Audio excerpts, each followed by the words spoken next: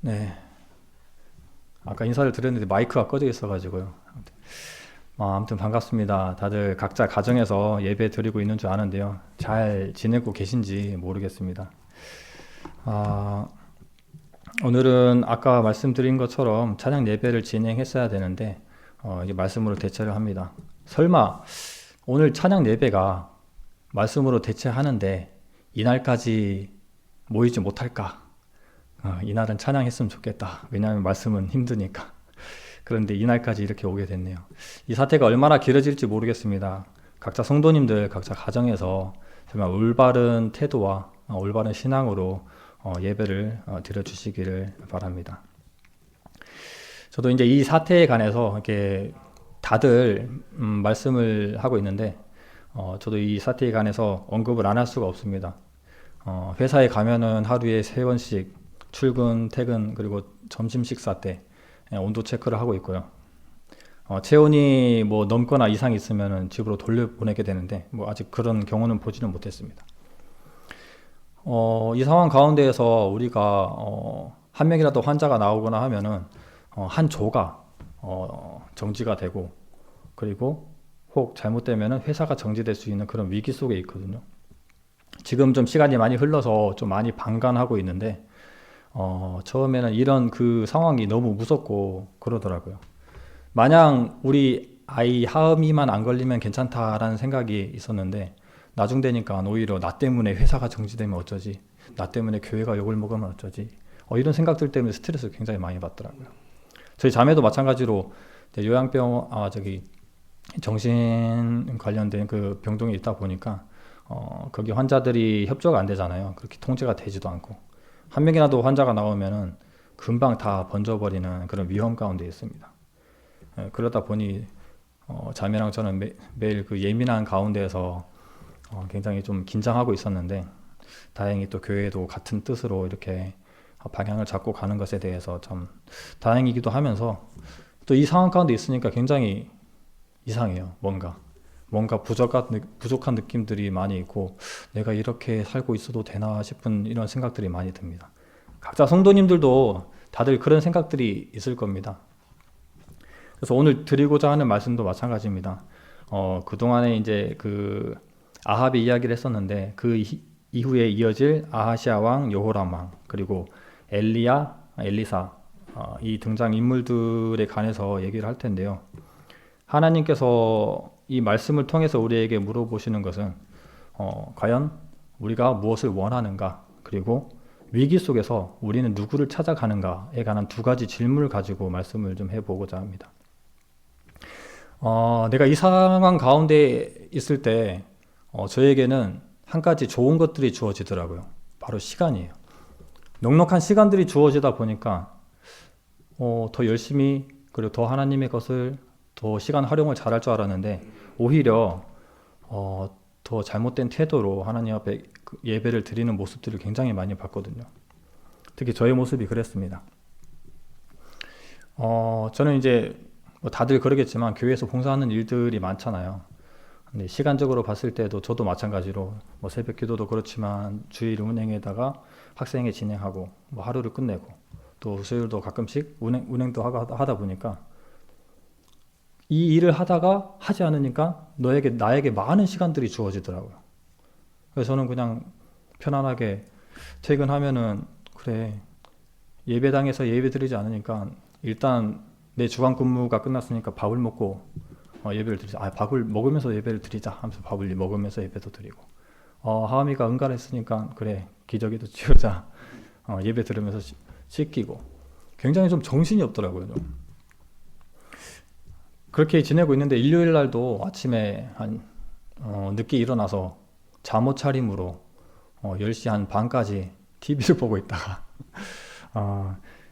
예배한다고 해서 그 채널을 트는 그런 모습을 보고, 우리 장인어른께서 그 모습을 보고 가셨는데 아무 말씀도 안 하시더라고요. 조금 마음이 좀 찔렸어요.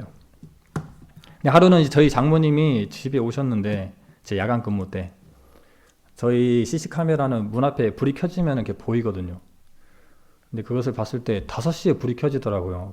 화장실을 가시나 했더니 불을 켜시고 불이 안 꺼지더라고요. 일요일 날. 바로 새벽 기도를 하시고 또 예배를 드리시고 하루를 시작하시는 모습을 봤습니다. 그 모습에 좀 마음에 많은 찔림을 받았습니다. 그래서 나도 쉬는 날 하나님 앞에 새벽 기도를 드리자. 지금 우리가 해야 될 방향은 이런 것 같아요. 내가 시간을 어떻게 드릴 것인가. 하나님께 귀하게 드리는 것이 우리가 할 수 있는 최선의 방법이다. 이 일을 해결해 주실 분은 하나님밖에 없다라는 생각을 하게 됐습니다. 그래서 아직은 한 1, 2주밖에 되지 않았는데 또 꾸준히 하나님 앞에 예배를 드리는 시간들을 가지고 있습니다. 아무튼 성도님들께서도 이런 일들에 조금 자극이 되셨으면 좋겠고 또 잘하고 계시는 분들도 많이 계실 겁니다. 정말 철저한 자세와 태도로 하나님 앞에 예배를 드리기를 바라는 마음으로 말씀을 시작합니다. 오늘 보실 말씀은 열왕기하 1장 1절로 4절 말씀 먼저 보겠습니다. 열왕기하 1장 1절로 4절 말씀입니다.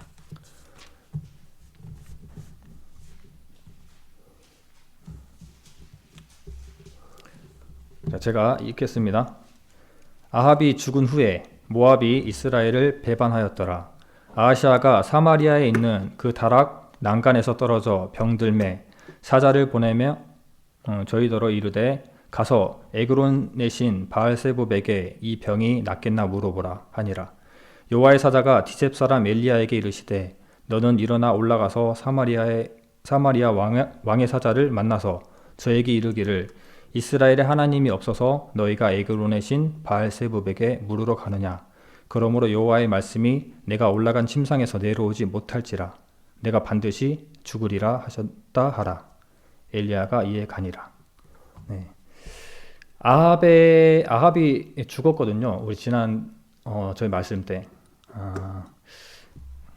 우리가 그 열왕기 상하를 공부하고 있는데 아합의 죽음으로 인해서 열왕기 상이라는 과목이 끝났어요. 과목이라니까 그렇네요. 성경이 끝났습니다. 그리고 열왕기 하가 시작되는데 이 왕정 시대를 공부하면서 거의 이제 절반에 가까이 온 내용이죠. 근데 이제 아합 다음의 왕이 아합의 아들 아하시아입니다. 하지만 아하시아의 그 언급은 굉장히 짧아요. 등장부터 바로 죽음입니다. 아하시아는 저기 다락 난간에서 떨어집니다. 그래서 병이 들었어요. 굉장히 위독한 병이었나 보죠. 그래서 생명을 구하기 위해서 여러 방법들을 찾았겠죠. 그리고 찾았던 게 바로 에그론의 신 바알세붑이에요. 바알세붑은 바알이라고 하는 것을 많이 들어보셨잖아요. 바알은 주인이란 뜻이고 남편이란 뜻이고 그러니까 그들의 그 주인되는 우상입니다. 세붑이라고 하는 것은 이게 파리를 나타내는데 파리의 신인가라는 이게 의문도 들지만 마계 우드 그 바알의 신 그리고 세불이라고 하는 그 왕 세붑 그 파리 아무튼 이 해석들이 좀 다양한데 아무튼 그들의 왕 바알의 왕을 일컫는다 하더라고요. 즉 이 바알세붑은 건강과 생명을 주는 풍요의 신입니다. 이 위기 속에서 그 자신의 모습을 돌아보고 하나님께 돌아가고 하나님께 답을 구해야 되는데 선지자를 찾아가야 할 텐데 이는 이방신 바알세붑을 찾아가게 되는 모습을 엘리야가 보고 질책하는 내용입니다.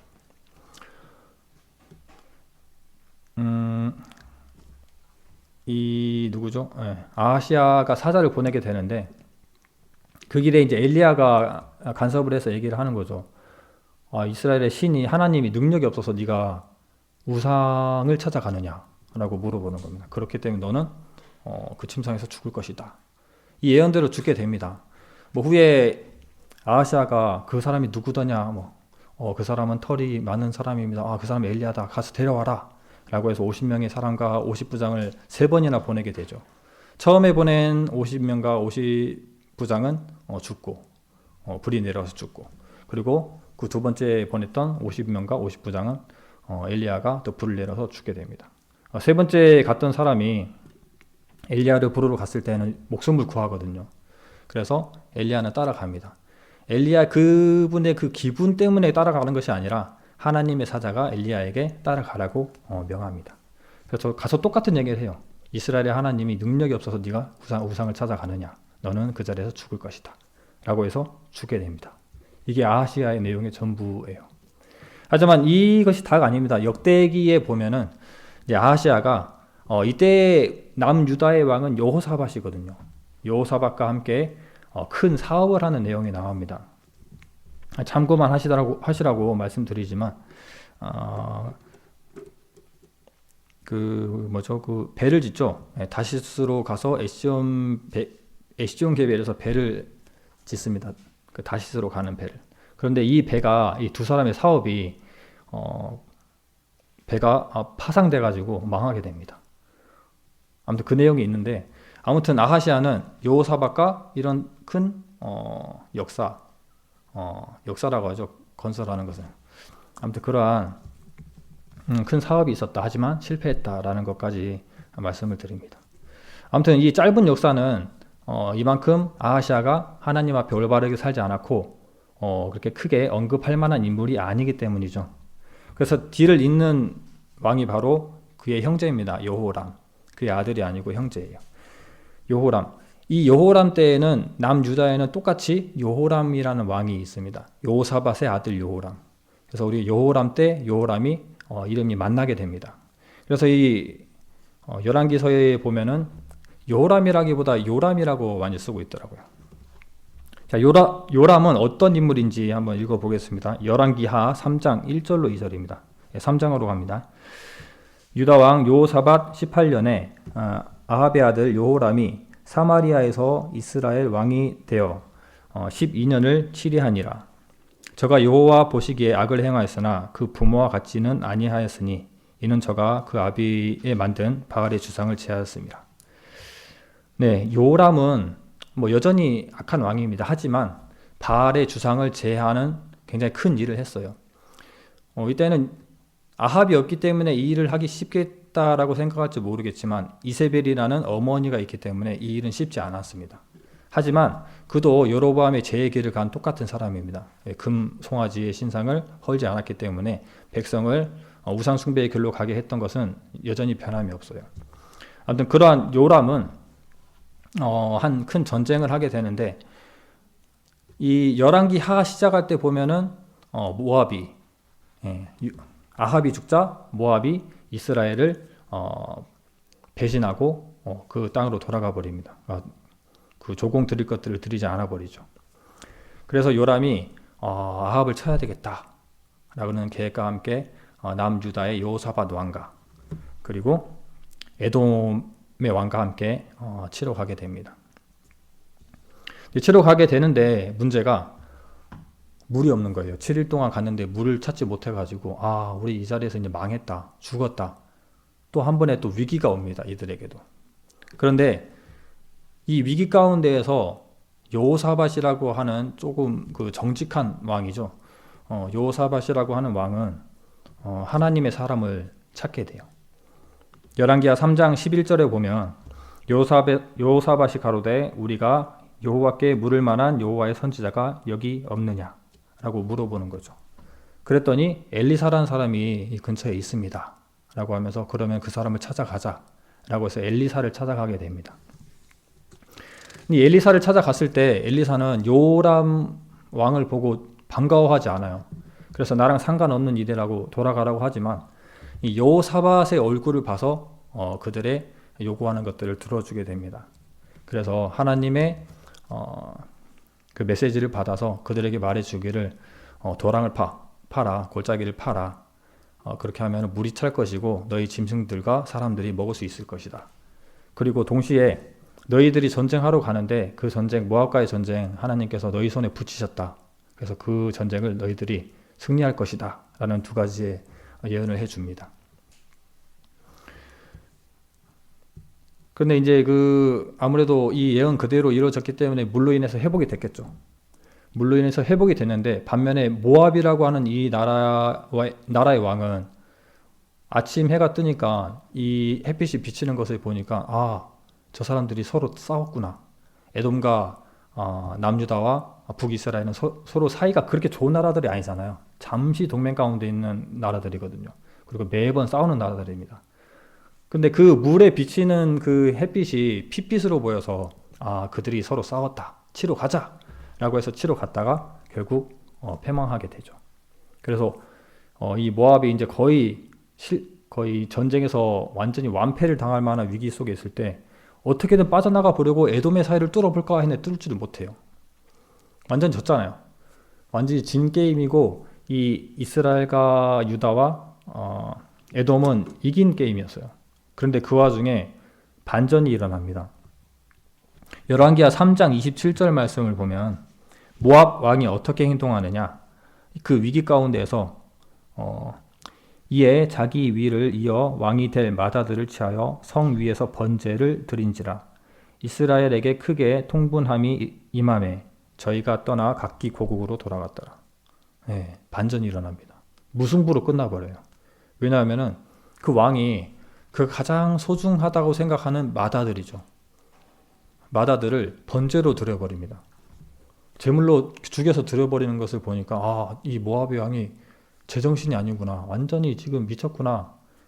근데 그런 모습을 보고 이 이스라엘과 남유다와 에돔 사람들은 그들의 신을 두려워하면서 그냥 도망가 버립니다.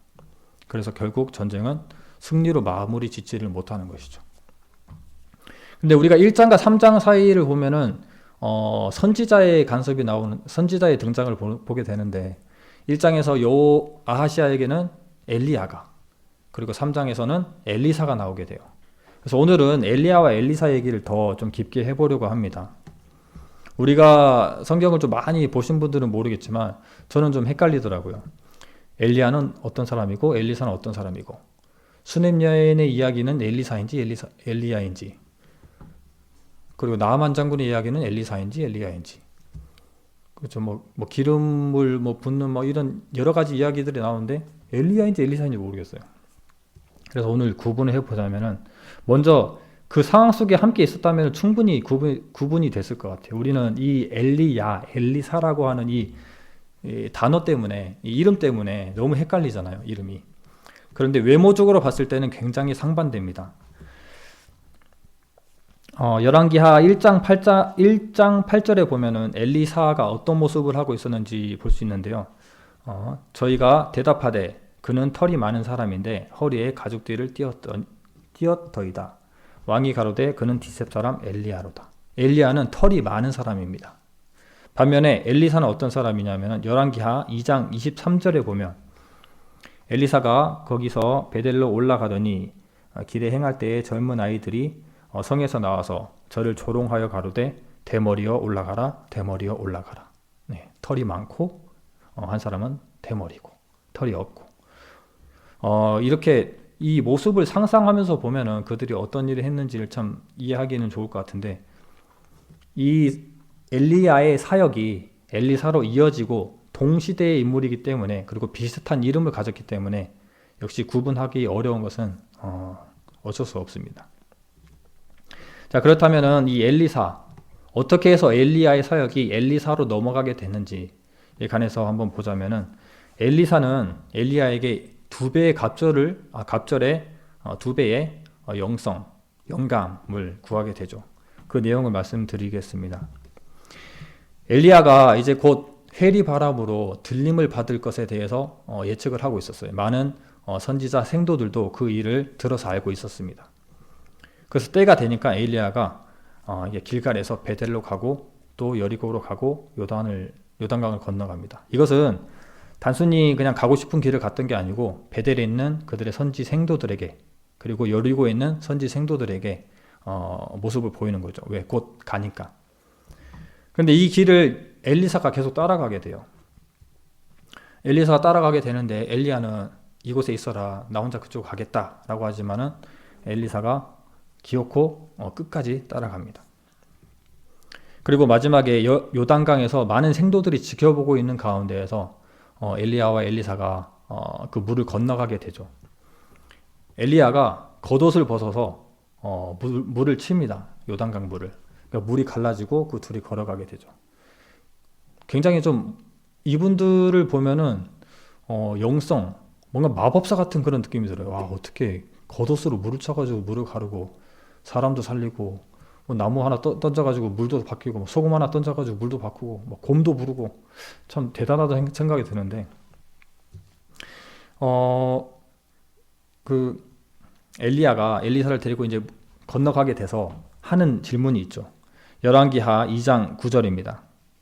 집에 계시면 다 함께 따라 읽으셔도 됩니다. 건너매 엘리야가 엘리사에게 이르되 나를 내게서 취하시기 전에 내가 내게 어떻게 할 것을 구하라. 엘리사가 가로되 당신의 영감이 갑절이나 내게 있기를 구하나이다. 네. 엘리사는 엘리야에게 갑절의 영감을 구합니다.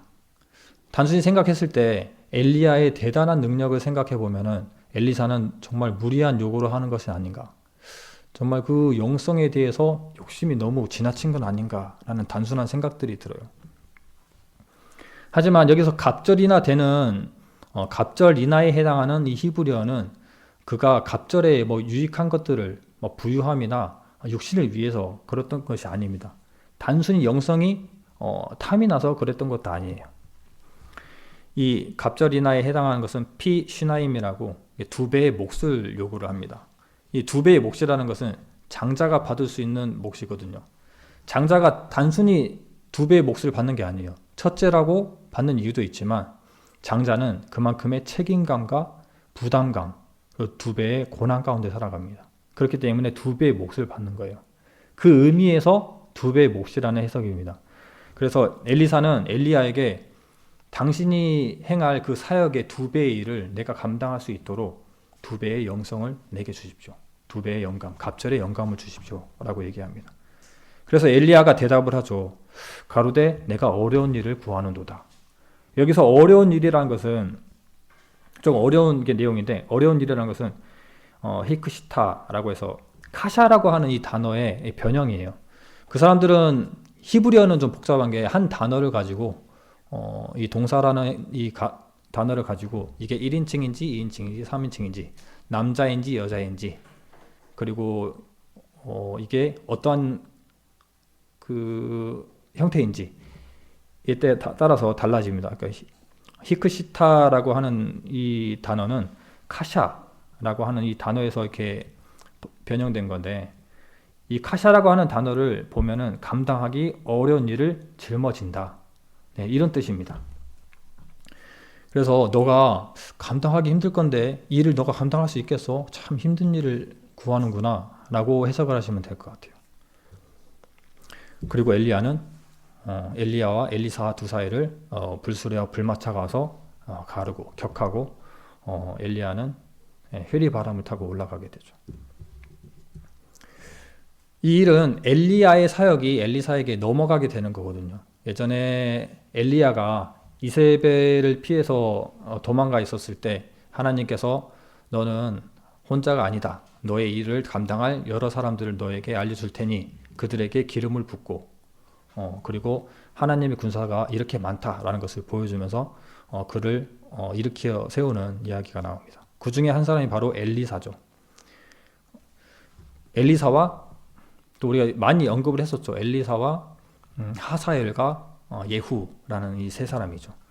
그래서 엘리사, 오늘은 엘리사를 소개하고 있는데요.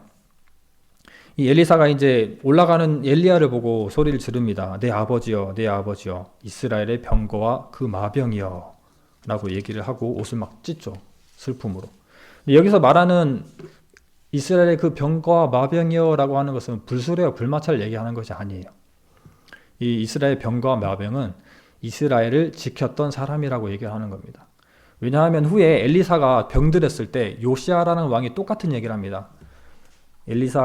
요시아라는 왕이 엘리사에게 가서 내 아버지여 이스라엘의 병거와 마병이여 라고 하면서 슬퍼하는 모습을 보게 됩니다. 즉 엘리야와 엘리사는 공통된 하나님의 사역을 이어갔다는 것을 말하고 있는 것이고, 동시에 엘리야와 엘리사는 이스라엘을 지키는 하나님의 말씀과 메시지를 던져주고 경고하고 심판하는 그런 하나님의 병거와 마병이라는 거죠. 이스라엘을 지키는 병거와 마병.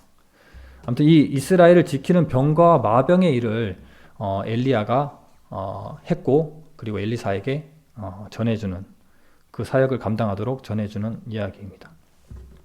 그래서 갑절의 영감이라고 하는 것은 그가 내가 머리카락이 없으니까 머리가 좀 나게 나중에 이거 좀 써먹어 봐야 되겠다 라고 하면서 갑절의 영감을 요구한 게 아닙니다. 이런 것들을 물어보는 경우들이 간혹 있잖아요. 하나님께서 또 솔로몬에게 물어보죠.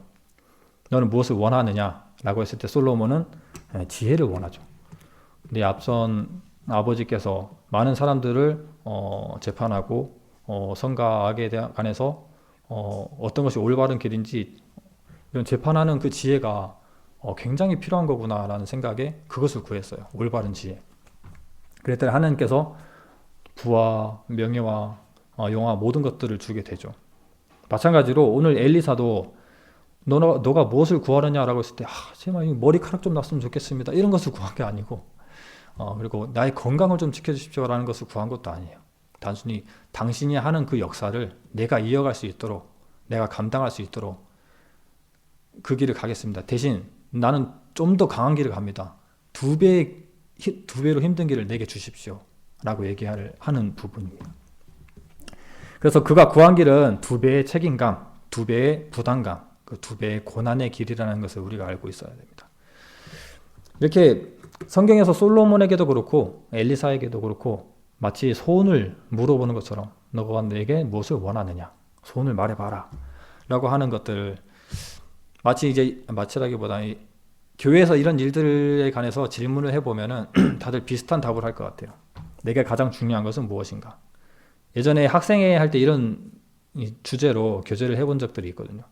우리가 전쟁이 나면은 무엇을 하나 들고 나갈 것이냐. 현금이 중요하냐? 옷이 중요하냐? 아니 금이 중요하냐? 라고 했을 때 교회에서 하다 보면은 교회에서 나올 수 있는 답들이 나와요. 당연히 성경을 가지고 갑니다. 그런데 솔직하게 얘기를 하면은 현실에 닥쳤을 때는 그렇지 않을 것 같아요. 지금도 보면은 막 살기 위해서 사재기를 하고 하는 부분들이 많이 있잖아요. 물론 그런 것도 뭐 불필요하다라고는 말씀드리지 못하지만 예전에 이제 우리 학생회에서 한번 또 다른 주제로 한번 해봤거든요. 너희들이 종이에다가 10가지의 필요한 것들을 적어라. 이 10가지 중에 하나하나씩 제하게 했어요. 그 중에 가장 필요 없다고 생각하는 것을 지워라 라고 했더니 엄청나게 고민을 하면서 지우더라고요. 특히 이때 자매들이 굉장히 많을 때였어요. 지우다가 마지막에 남는 한 가지는 우리가 주겠다. 나중에 뭐 생일이 되거나 하면 선물로 주겠다라고 하니까 이거는 진짜 현실적으로 받을 수 있는 거잖아요. 그러면은 이들의 계획은 바뀝니다. 진짜 받을 수 있는 것들을 남겨요. 그래서 하나하나 지어가는데 엄청나게 고민을 하는 모습을 보면서 참 재밌다는 생각이 들었어요. 근데 결과는 충격적이었습니다. 결과적으로 마지막에 남는 가장 중요한 것, 내가 가장 받고 싶은 것은 옷이었습니다. 옷. 그때 한 자매가 옷을 굉장히 많이 다양하게 잘 입는 자매가 있었어요. 그 자매의 영향을 많이 받았다라는 생각도 많이 들어요. 네, 그렇게 이제 웃고 넘어갔던 이렇게 이야기가 있는데 정말 그들이 짜여낸 정말 받고 싶은 정답을 얘기했다고 생각해요. 현실적으로. 네, 저도 마찬가지입니다. 지금 우리가 이 사태에 있는 것에 비춰가지고 너의 소원이 무엇이냐라고 물어본다면 과연 나는 무엇이라고 대답할 수 있을까라는 생각을 해보거든요. 특히나 서두에 말씀드린 것처럼 하나님께서 내게는 많은 시간을 주셨어요. 지금 많은 시간을 저에게 던져주시고 너 이 시간에 어떻게 활용하고 싶냐, 이 시간을 어떻게 쓰고 싶냐라고 질문을 하고 있더라고요. 저에게. 그래서 이 말씀을 듣고 이 말씀을 공부하고 또 우리 어머님의 행실을 보고 제가 이제 새벽 기도를 시작한 것이 있거든요. 그래서 하나님께서 우리에게 주어진 이 시간, 평상시에 예배를 드리러 왔다 갔다 하는 이 시간과 구역 예배 드리고 수요 예배 드리고 또 예배를 위해서 준비하는 시간들, 구역 예배를 위해서 준비하는 많은 시간들, 이 시간들이 우리에게는 시간으로 주어진 거잖아요. 그래서 이 시간을 우리에게 질문하고 있다는 생각이 들어요. 너 이 시간 어떻게 들여볼래? 너가 원하는 게 뭐야? 이 시간에 하고 싶은 게 뭐야? 초반에는 저는 집안일이 많아서 집에 뭐 페인트 칠도 하고 집에 뭐 용접도 하고 여러 가지 일들을 많이 했어요. 그리고 회사에서 대근자가 없다고 해서 대근도 들어가고 뭐 돈도 벌고 뭐 이런 일들을 했습니다. 그래서 내가 이 시간을 어떻게 활용하고 있나 봤더니 돈 벌러 다니고 집안일하고 코로나만 아니었으면 여행도 갔고 막 그랬을 것 같아요. 그래서 이 엘리사의 결정된 이 결정과 그의 선포된 그 주제되는 그 내용들을 보니까 내가 이 시간을 이렇게 활용하면 되지 않겠구나. 내가 이 시간을 하나님 앞에 드리는 시간으로 해야 되겠다라고 기도 가운데 하나님께 선포를 했습니다. 주님, 내가 이 시간을 주님께 이렇게 쓰겠습니다. 내가 혹 이 길로 가지 않거든 내가 이 길로 갈 수 있도록 주님께서 이끌어 주세요. 이게 바로 엘리야가 엘리사에게 물어본 질문 가운데 대답하는 올바른 현 시점에서 올바른 태도이지 않나라는 생각이 들어서 그런 실천을 하고 있습니다.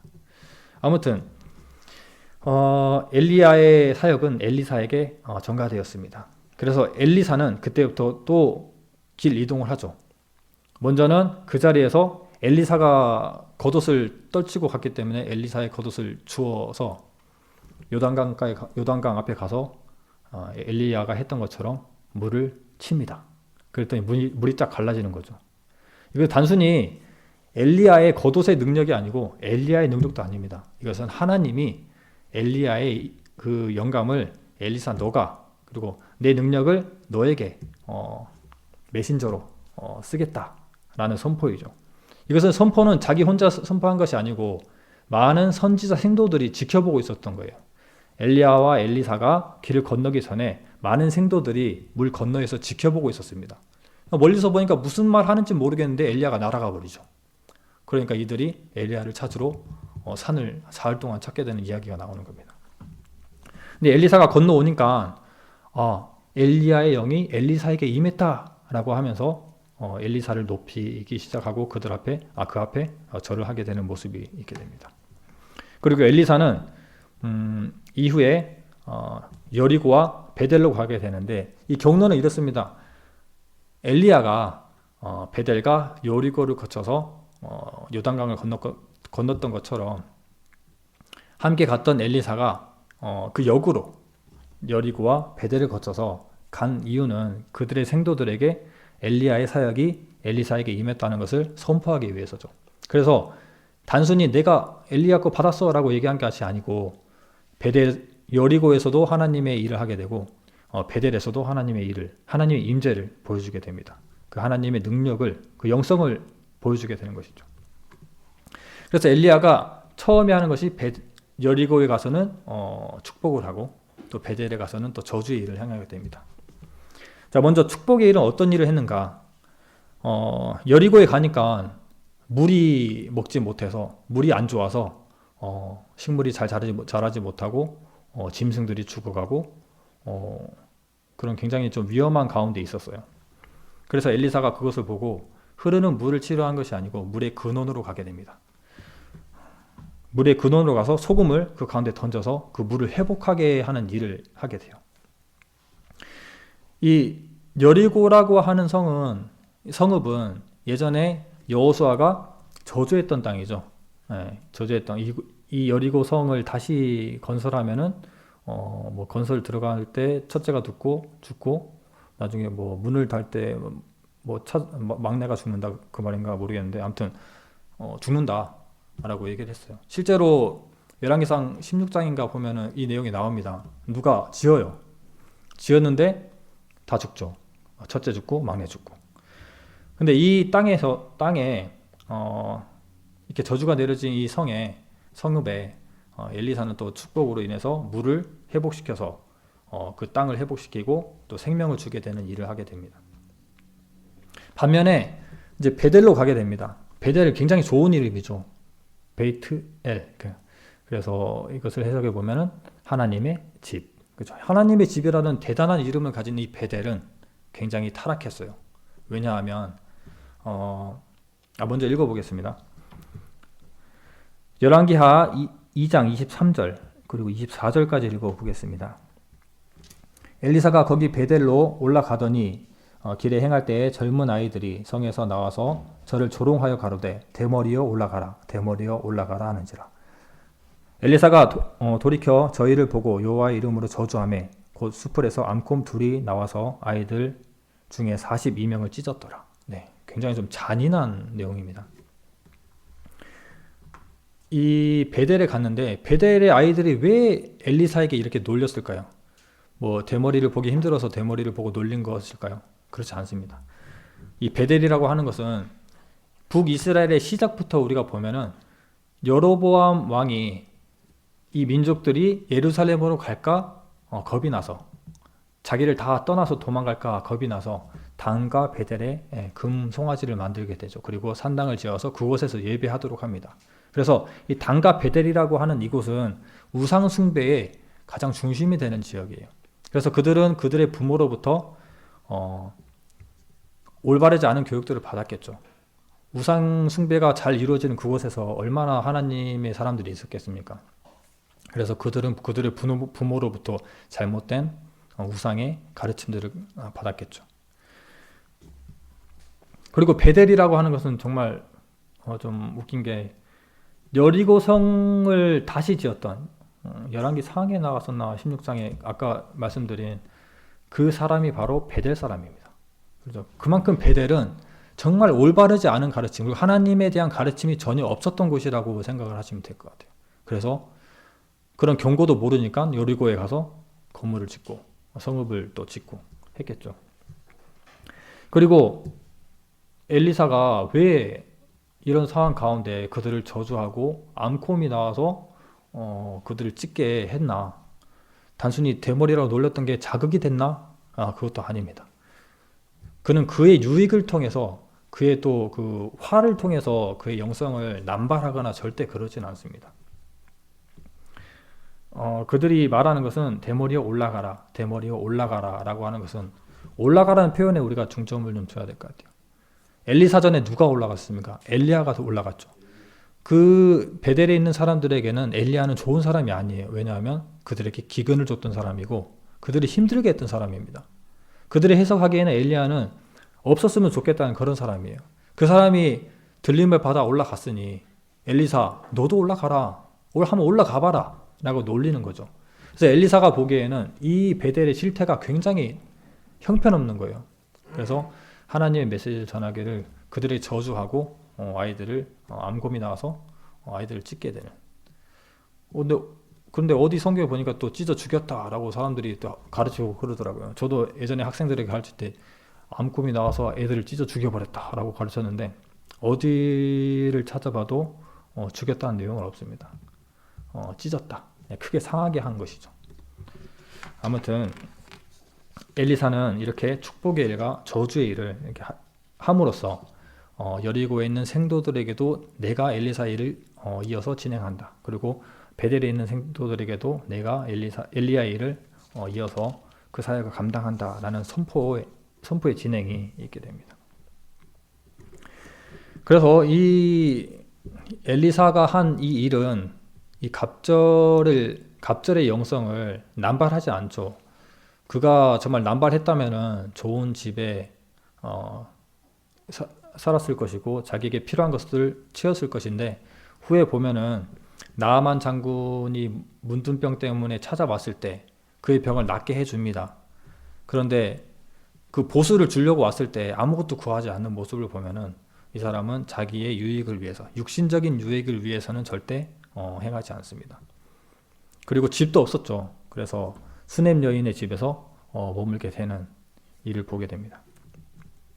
그래서 이 엘리사라는 사람이 얼마나 힘든 일, 얼마나 고난의 길을 선택했고 그 길을 하나님 앞에 선포를 했는지를 본다면 우리가 이 시점에서 주님 앞에 어떠한 선포를 해야 되는지를 알게 해야 됩니다.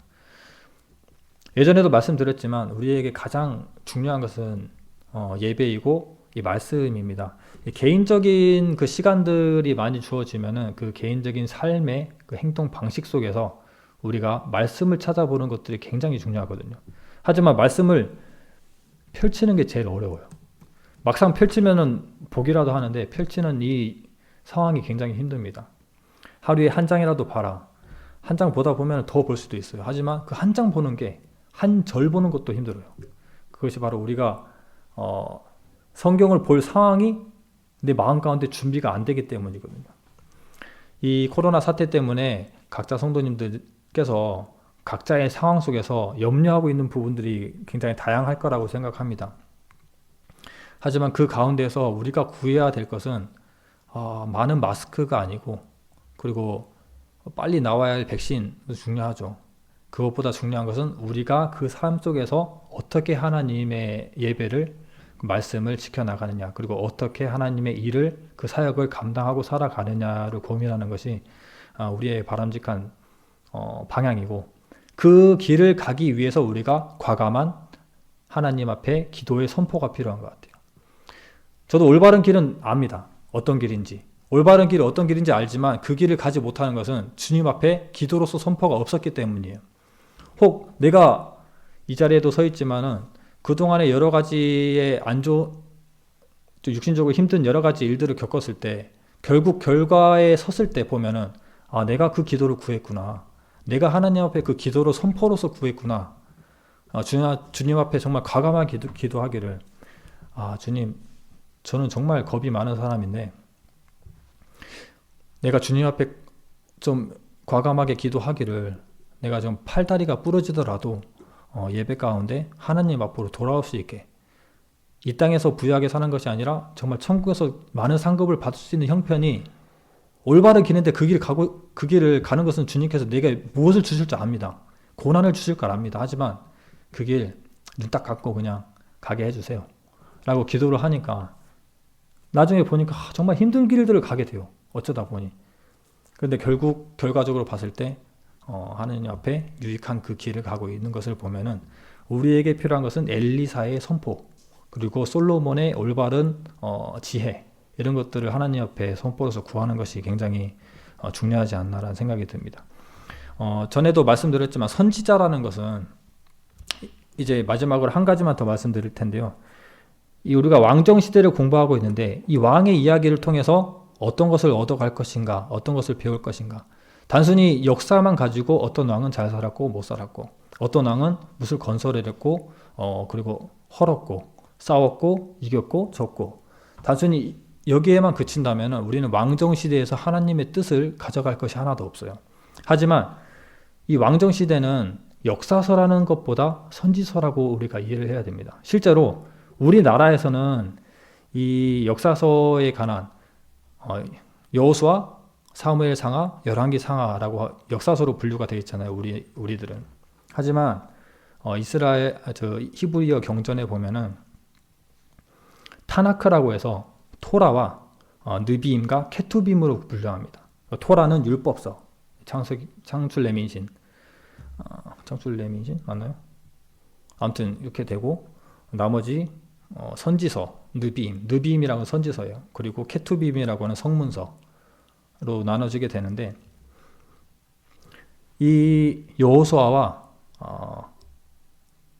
사무엘 상하와 열왕기 상하는 이 느비임에 해당합니다. 선지서.